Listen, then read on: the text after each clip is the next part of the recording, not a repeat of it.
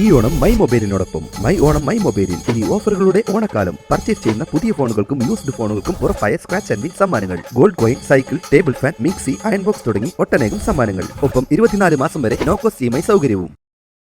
മലപ്പുറം ജില്ലയിലെ ബാങ്കുകളിൽ ഈ സാമ്പത്തിക വർഷത്തിലെ ഒന്നാം പാദത്തിൽ 55,499 കോടി രൂപയുടെ നിക്ഷേപമുണ്ടായതായി ജില്ലാതല ബാങ്കിംഗ് അവലോകന സമിതി യോഗം വിലയിരുത്തി.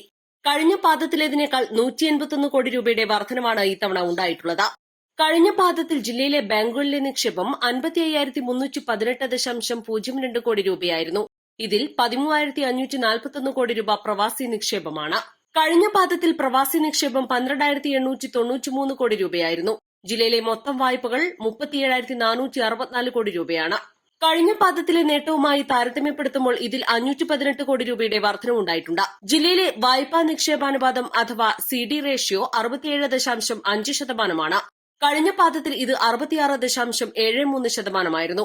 Kerala Grameen bank 78.89%, Canara bank 75.6%, SBI 45.58%, Federal Bank 31.93%, South Indian Bank 40.48% എന്നിങ്ങനെയാണ് വിവിധ ബാങ്കുകളുടെ വായ്പാ നിക്ഷേപാനുപാതം.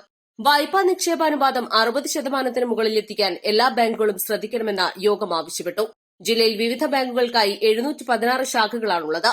പൊതുമേഖലയിൽ 184, സ്വകാര്യ മേഖലയിൽ 183, ഗ്രാമീൺ 95, സ്മാൾ ഫിനാൻസ് 58, സഹകരണ മേഖല 195, ഒരു പോസ്റ്റൽ പേയ്മെന്റ് എന്നിങ്ങനെയാണ് ബാങ്ക് ബ്രാഞ്ചുകൾ.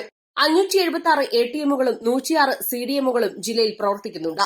വാർഷിക ക്രെഡിറ്റ് പ്ലാൻ പ്രകാരം ഈ സാമ്പത്തിക വർഷത്തിലെ മലപ്പുറം ജില്ലയുടെ നേട്ടം 36.26%, 3 മാസത്തെ നേട്ടം 145%.